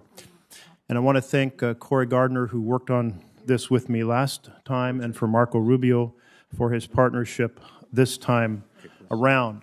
We have all seen the stories of China exercising influence on U.S. companies in all kinds of ways, from basketball to film to hotels, in regard to their expression of opinion about China's activities in the world. What this amendment does, and what the broader bill does, is it sets up an action group that will take and have an interagency process to monitor all of this Chinese influence on U.S. freedom of speech, particularly in the corporate sector. And then it requires an extensive report to be delivered back to us within a year to detail the activities and a strategy for how we should be responding. And it sets up this working group and sunsets it after 5 years. We can decide then if it needs to be taken forward. That is the amendment, and it incorporates essentially the content of S 413. Thank you, Senator Merkley. I support. This actually was, in essence, is the subject of the freestanding bill that we had prepared for today's markup, and I understand your desire to, in essence, take that and include it in this legislation. Yes. Okay. Senator Rubio, who's worked on this with Senator Merkley. Yeah, and I appreciate it coming forward and being moved on this way, and I look forward I think we're going to learn even more about the outrages. We're already being censored. You can't produce a film in Hollywood today. No major motion picture in Hollywood today can have a angle to it that the Chinese Communist Party doesn't like, because it won't be distributed in China, and they want to make the money over there. And we've got plenty of corporations who make millions, if not billions of dollars with access to the Chinese market. The price of that access and making that billions of dollars is to say nothing about the horrifying abuses. We have major corporations that are coming into this very building and lobbying against everything from bills dealing with the forced labor of Uyghur Muslims to anything that could undermine their ability to make money in China. So, but I think Americans are going to be startled to learn about how much of the content that they have access to in this country is tailored to meet the censorship standards of the Chinese Communist Party, who have leveraged the commercial value of that marketplace to inflict those conditions on Americans. And so I look forward to the results of the study, because I think it'll be enlightening. Any other comments on this amendment? Mr. Chairman.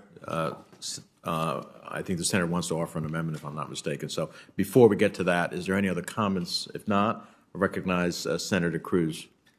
Thank you, Mr. Chairman. As the Chairman is aware, this particular amendment has been a subject of considerable discussion and negotiation. I'd hoped that Senator Merkley and I could reach common ground on this amendment.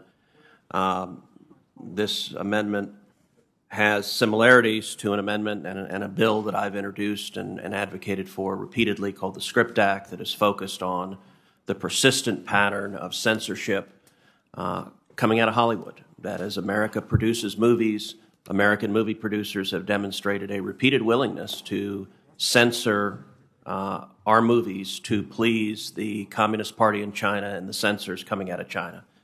And working with Senator Merkley, I agreed in my amendment to add his language focusing on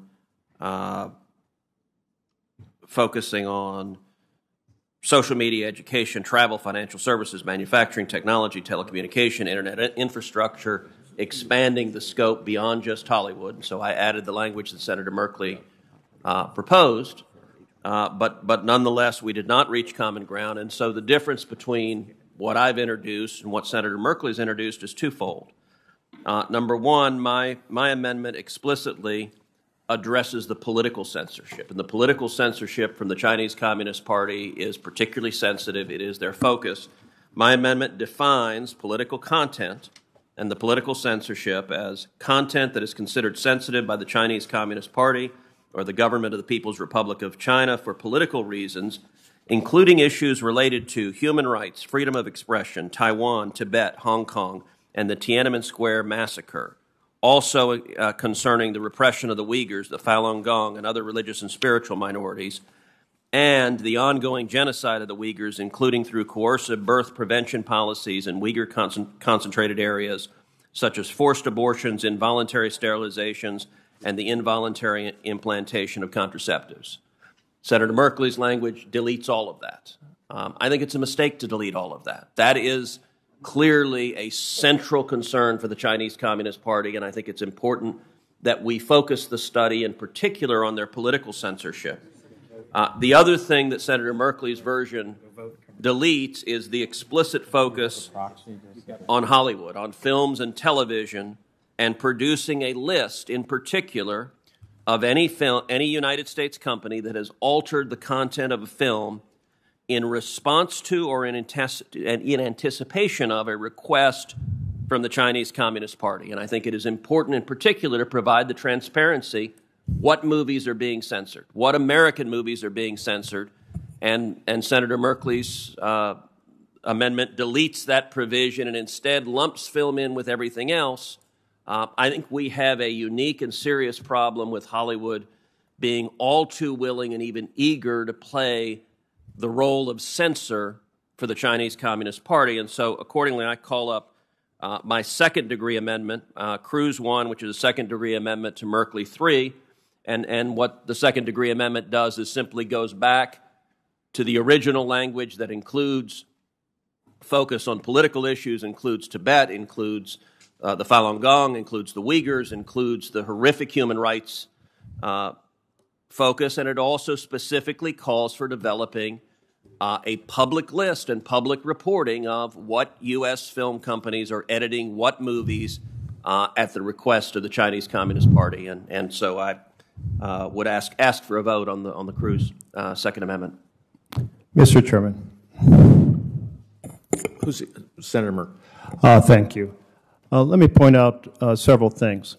The list that my colleague refers to on political content is under a definition of political content, which was required because he uses the term political content later in his amendment. So it's a definitional presentation, not instruction for the report. Then that doesn't appear in our basic amendment because we don't use the term political comment. And then the second is, what we have done in this is said, we want to focus the attention on what the Chinese government is doing. So we want it to be comprehensive. And we list out all of the areas where freedom of expression is being impacted. Media, social media, film, education, travel, financial services, sports, entertainment, technology, telecommunications, internet infrastructure. Now, we ask for the report to include illustrative examples. Explain to us exactly what is being done by the Chinese. And that's to get to the sort of point that I certainly share, is we need to understand exactly what they're doing. Now, I think all of you have seen from various press reports that some of our hotels have changed their activities. And I'd be happy to give some examples of that. A group of our airlines have changed their activities, and we can give examples. Some of our famous retailers have changed the expressions they have on their products. Be happy to give examples. The NBA has changed its conduct, and I'd be happy to share. The point here is, this is about analyzing what China is doing across all of these categories, not to pick a particular category, film, and make it essentially what appears to be a direct effort to criticize the American film industry. We want the focus to be on what China is doing. If we were to have the same detail, we should have it, or if we were approaching it to say, let's single out just film and give these examples, Well, why not how our universities have responded? Why not how our airlines have responded? Why not have our hotels? It's just, rather than being an attack on Hollywood, this is an analysis of what China's doing in all these sectors with an instruction for them to provide the examples of what's going on. So there will be the examples happening in all of these sectors. But I don't want to convert this bill in simply an attack on Hollywood. I'd invite Senator Cruz to introduce his own amendment separate to be considered if he wants to focus in that detail in that fashion. Mr. Chairman. Senator Cruz.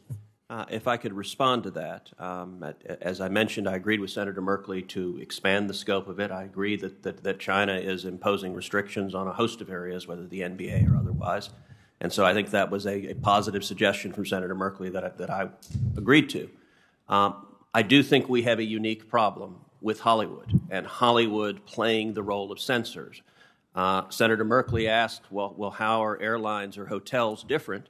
Well, they're different because they're not content providers. Censorship is not the same sort of threat with an airline or hotel. There are certainly airlines and hotels that accede to pressure from communist China, but when it comes to censorship of creative output, that is something Hollywood is directly responsible for. And the principal difference between Senator Merkley's version and my version is whether or not we would produce a list of what movies are being censored as a result of pressure from communist China. It doesn't impose any penalties. It simply has transparency. Do the American people have a right to know what movies are being censored? We know, for example, that Top Gun 2, that they removed the patches from the back of Maverick's jacket because you had Taiwan and Japan there, and the Communist Party of China didn't like Taiwan and Japan on the back of Maverick's jacket. And so Hollywood is telling America now Maverick, probably the greatest Navy recruiting film ever produced, is scared of the Chinese communists and changed his jacket not to offend them. We know that Bohemian Rhapsody, a fabulous biopic of Freddie Mercury,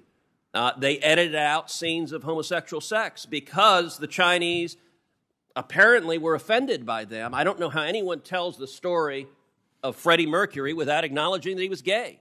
And yet Hollywood, those great social justice warriors, happily edited those scenes out to appease the Chinese communist censors. And so the question on this vote is, do we want a list so the American people can see what films are being censored at the request of the Chinese, or do we want to effectively help cover up for Hollywood and hide that list so the American people don't know? I think the answer should be in favor of transparency.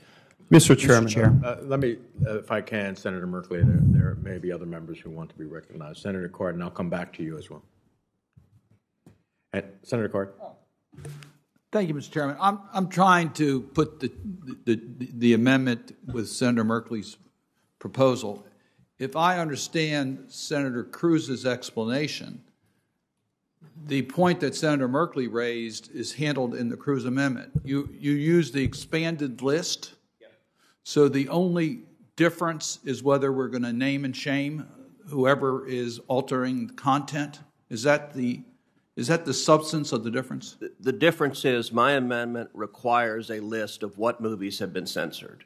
Senator Merkley's list... Movies or the entire list of Senator Merkley? It specifies movies, TV shows and movies, because that's been a persistent problem. Senator Merkley's does not require a list. It says you can give some examples, but it doesn't produce a comprehensive list of where the censorship is occurring. So the transparency is only on the movies? I'm more than happy to have a list on anything else as well, but the movies have been the persistent problem. Senator Merkley. And then I'd like to, I think we've had a robust debate. I'd like to move to a vote. Yeah. I'm really disagree with the characterization of my colleague. The whole point of this is to get transparency on what China is doing in all sectors and to treat them all effectively, comprehensively, extensive working group, produce the examples of exactly what's happening. My colleague has said, well, let's take one particular area that he wants to amplify. I think that what that does is create a sense that this is being converted from an examination of the offenses of China to an attack on a particular industry in Oregon, in the United States. All of these sectors are going to have transparency in terms of the hotel sector, the airline sector, the retail sector, because we're covering them all. And we're asking the Commission to treat them all in exactly the same fashion, with the same aggressiveness, the same thoroughness, and rather than call out one for this particular list. That is why I disagree with this. We need a comprehensive, equal treatment of all sectors. Mr. Chairman, I ask for a recorded vote on my amendment. The gentleman will get his recorded vote. I recognize the desire for transparency. I think the underlying amendment of Senator Merkley does that as the whole bill, as the entirety of his bill. I would just simply believe it is not fair or right to target the film industry, the only real industry singled out in this amendment, in terms of the type of reporting that is sought. I hope it is part of the greater reporting. And if there's no further debate, I'll call up a vote on the cruise second cruise the cruise amendment to the Merkley amendment. I don't know if it's a first or second degree according to this. Does the senator accept a voice vote, or the senator asks for a recorded vote? The clerk will call the roll. Mr. Cardin? No. Ms. Shaheen? No. Mr. Coons? No by proxy. No by proxy. Mr. Murphy? No by proxy. No by proxy. Mr. Kane? No by proxy. No by proxy. Mr. Markey? No by proxy. No by proxy. Mr. Merkley? No. Mr. Booker? No. Mr. Schatz? No. Mr. Van Haan? No.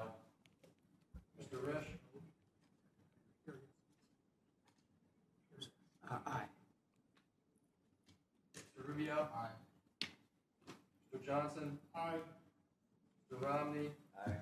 Mr. Portman? Aye. Mr. Paul? Aye. Mr. Young? Mr. Grasso? Aye. Mr. Cruz? Aye. Mr. Rounds? Aye. Mr. Haggerty? Aye. Mr. Chairman? No.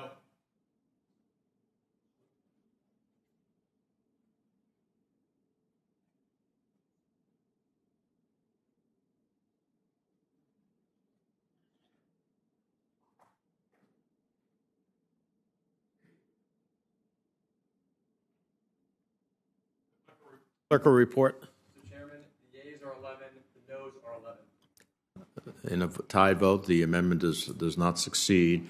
The vote is now on the Merkley amendment. All those in favor will say aye. Aye. All those opposed will say no. The ayes have it, and the amendment is agreed to. Now, for the information of all members, of course, we have a vote going on the floor. Because we got a lot of work still to do, we're almost down both sides of the aisle for the first round of amendments. I'm going to continue the process. I would urge members that have already offered their amendments to cast their vote on the floor and then come back as quickly as possible so that we can finish this important bill. With that, let me turn to Senator Rounds. Thank you, Mr. Chairman. My amendments have been included in the manager's package. I'd like to thank you and the ranking member and your staffs for the work. I yield back. Senator Rounds, with that expediency, we're going to include more of your amendments in the package in the future. So thank you very much. We appreciate your contribution to the effort. Let me turn to Senator Schatz. Oh, I'm sorry. Wow. Oh, wow. Wow. How could I do that to my senior senator, my fellow New Jersey colleague and friend from New Jersey, Senator Booker? Sorry. Thank you much. You're always so quiet that I just,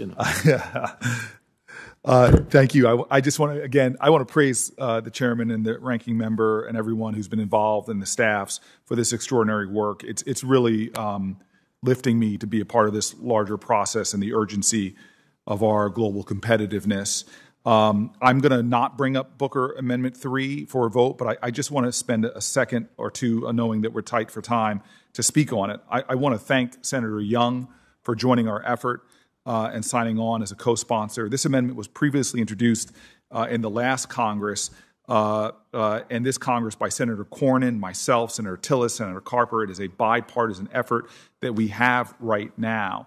And I just want to say that this is about preventing future pandemics.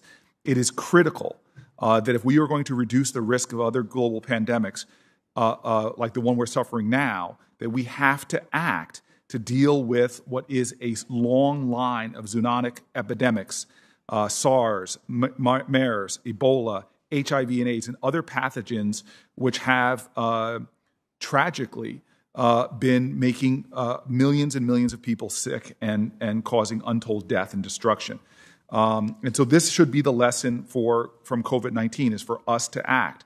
And that means stopping deforestation and other habitat destruction. And it means a shutdown of global wildlife markets.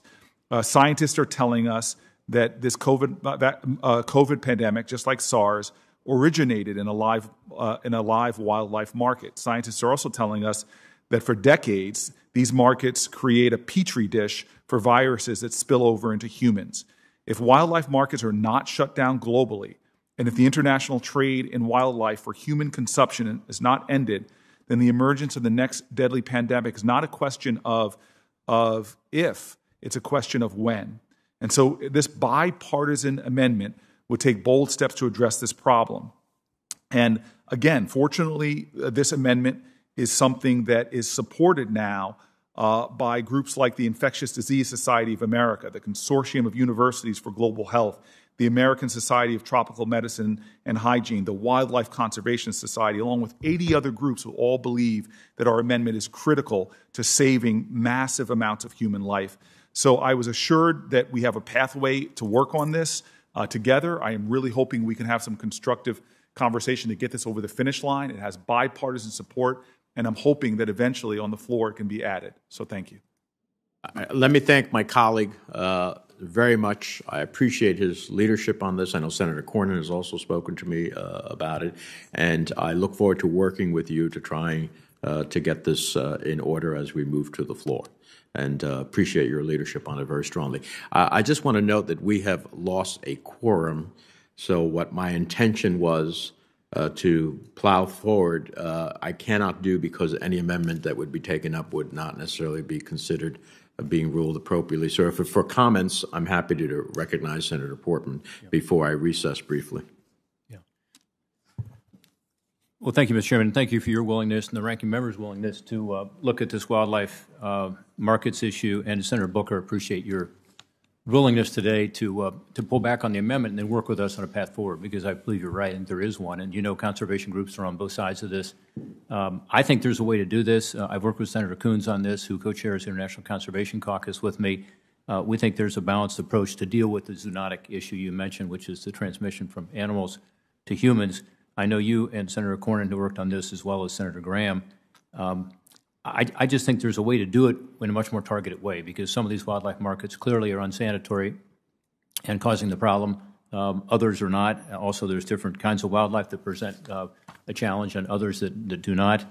Other markets that do not have the unsanitary conditions and so on do not have those risks, but also they do provide traditional protein to some of the poorest people in the world. And so we have to be careful, I think, how we approach it. So I look forward to working with you, with the Chair and Ranking Member and others, and the stakeholders on the outside who are very interested in this issue, to build on the progress we've made over the last few days and try to develop a targeted approach to combat this risk of wildlife markets contributing to zoonotic spillover. And I look forward to working with you. Thank you, Mr. Chairman. Thank you, Senator. Now, because we've lost a quorum, what I will do is I will recess subject to the call of the Chair. It's the Chair's intention to go straight to vote, come immediately back, and restart the process where the next person to be recognized is Senator Hagerty.